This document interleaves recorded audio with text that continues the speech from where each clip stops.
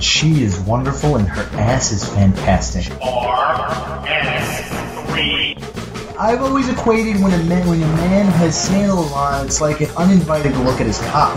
RS3. That's why I really believe if you're gonna have sex with a girl for the first time, you can't go right out of the gate and wow the socks off of the girl, because then she's gonna expect it every time.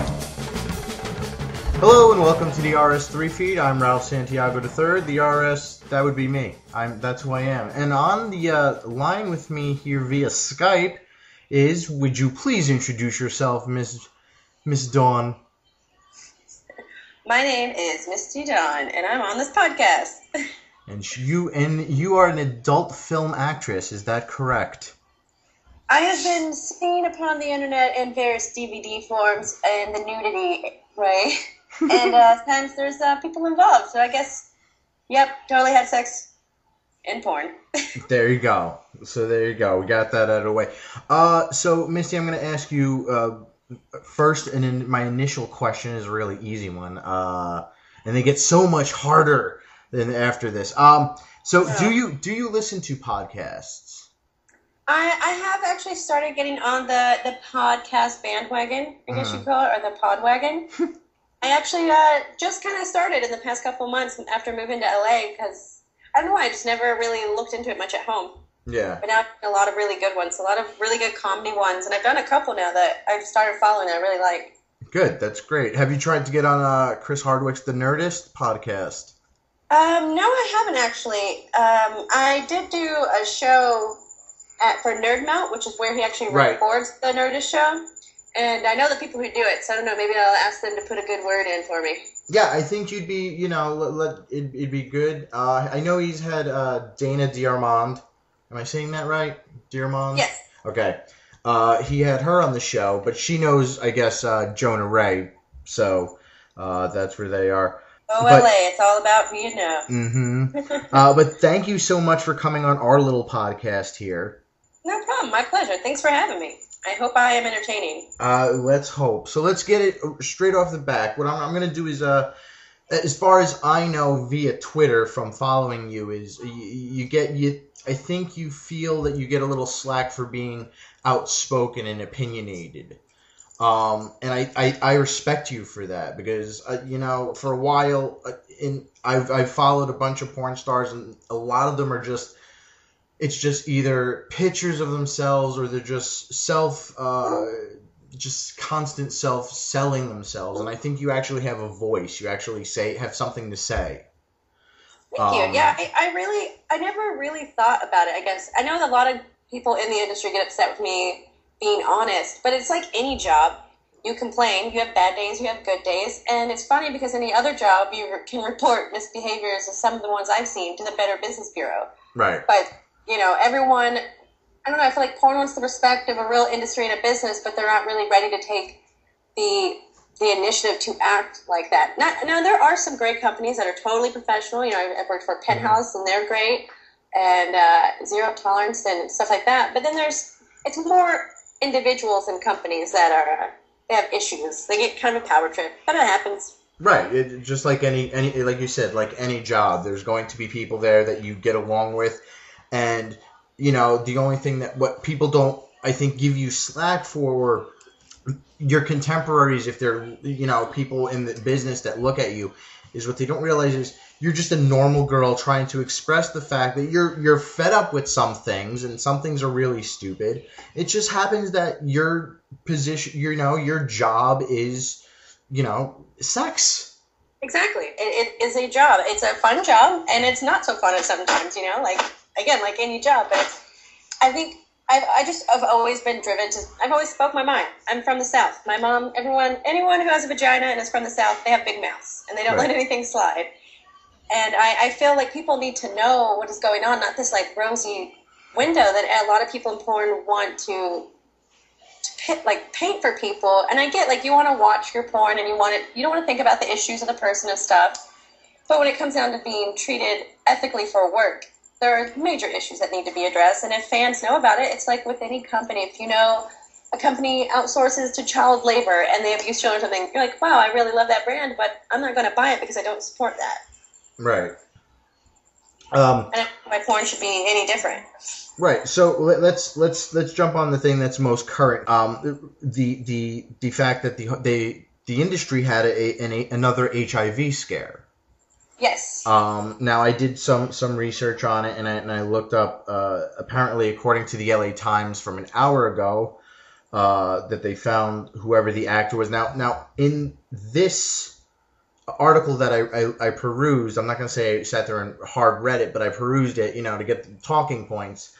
They didn't mention the name of the actor, and they just said that it was out of Florida, and it was a scare. But yet, based on something you posted the other day, I think it was you. I'm sorry if I'm telling lies or whatever.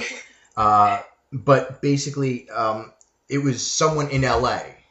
The person who tested positive for HIV was in Florida. There's a lot of porn that's shot in Florida too, right. Specifically Miami.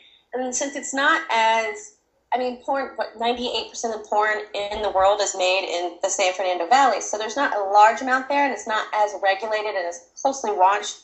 They have different testing facilities and things like that. But I actually just recently found out new information through my husband that he found that the guy who tested positive, now there's two forms of testing. What we do every 28 days, we get a PCR DNA test, and they test your blood and your DNA for the HIV virus, which is much faster than testing for the antibodies because that can take 3 to 6 months, depending on the person. I mean, there are cases where it took a year even. Right. So it's not as accurate. If you were exposed to HIV and you got tested 3 months later with the ELSA test, you could still be showing negative even though you're technically positive. And what I've heard today, and it's really kind of disturbing, is that the guy who tested positive has now tested positive twice on 2 PCR DNA tests, right. and is testing negative on his ELSA test since he just recently got HIV. His body's not showing it. Right. And I've heard that in Florida they're taking his ELSA test and trying to say that he's negative, even though his PCR test is positive. So it's a kind of a really big issue still going on right now, and I think it's gonna really come out in the next few days about what's going on. And where, like for the listeners and even for myself, now where does the industry itself land on this? Is it something? Do you feel it's something they're trying to sweep under the rug as fast as they can? Do you think it's going to? Do you think that a lot of the executives think it's going to affect pornography in a completely negative way, where it would just sour people on it? I think porn is definitely trying to cover it right now because the whole issue is the AIDS Coalition, and they're trying to make condoms mandatory for porn. Right. And it happened. The guy who tested positive is with if not arguably the biggest porn production company, and of course they don't want to be liable for the one guy who has HIV on their set.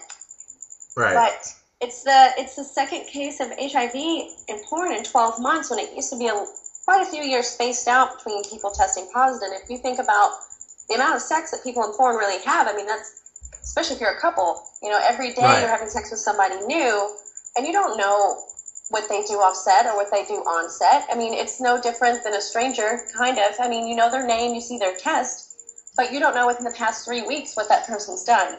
I understand where people are arguing. I personally think condoms should be mandatory in porn, and people say that you have the option. A lot of sets, if you showed up and said you wanted a condom, they simply wouldn't shoot you. It's not. People say it's an option in porn. It's really not. Right. Okay.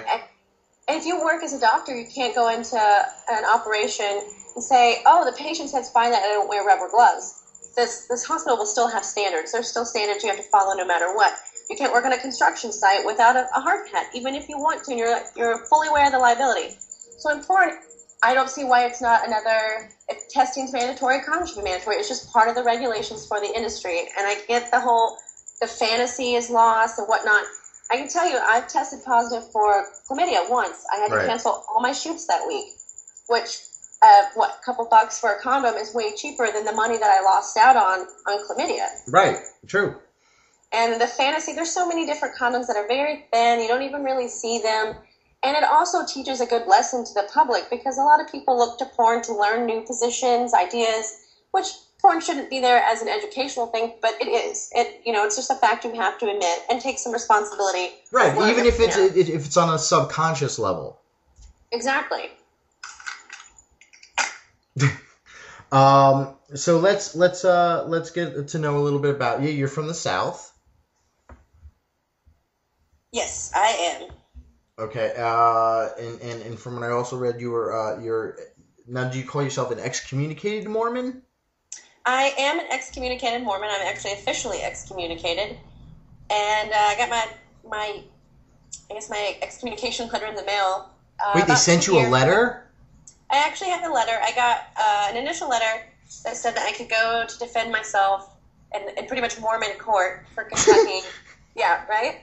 And I'm agnostic. My family's Mormon, but they're what we call Jack Mormons. I personally didn't really care one way or the other if I'd been excommunicated because I hadn't been to church in 10 years. It's not really my beliefs. And since I didn't go to my court hearing, I got excommunicated. Right. And it doesn't personally bother me. It bothers my family, but not with me. It bothers them that the church is supposed to be all about saving people, and you don't kick people out if you think they're on hard times. Right. And if someone knows I do porn, it means somebody watched it. Yeah. There you go.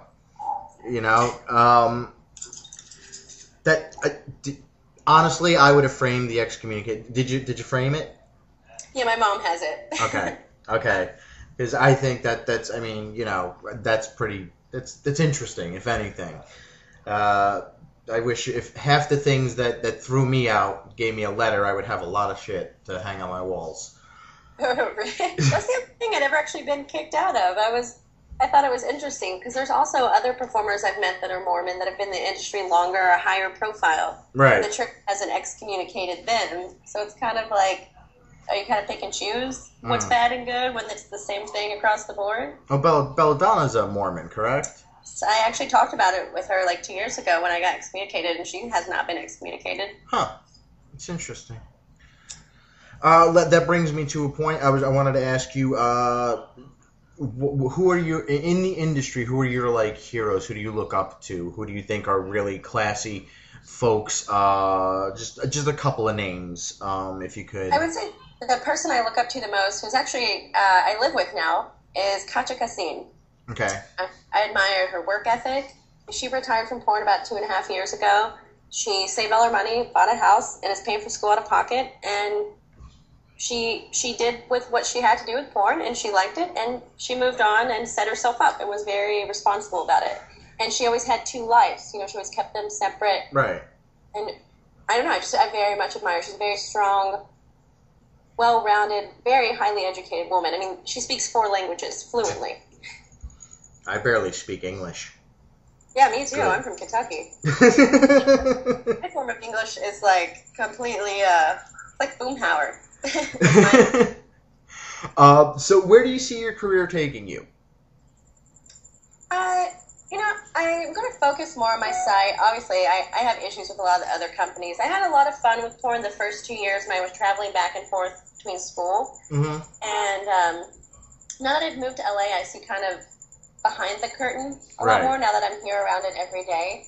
So I definitely want to focus more on my site because I can pick who I work with, pick what I want to do. I don't have to be in an uncomfortable situation. Right. And I don't have to deal with the politics. And I get to make porn that I want to watch and that people that follow me will want to watch, because a lot of porn, I've had so many people that shoot porn will tell me it's not a matter of what the customers want. It's a matter of what the owner of the company wants to see. And a lot of major companies get requests for me. A lot of the 1 or 2 times they've shot me, they're really highly rated, but they don't quite know what to do with me because I'm not a typical porn girl, because I'm not blonde, tan, fake boobs. I have a lot of tattoos, which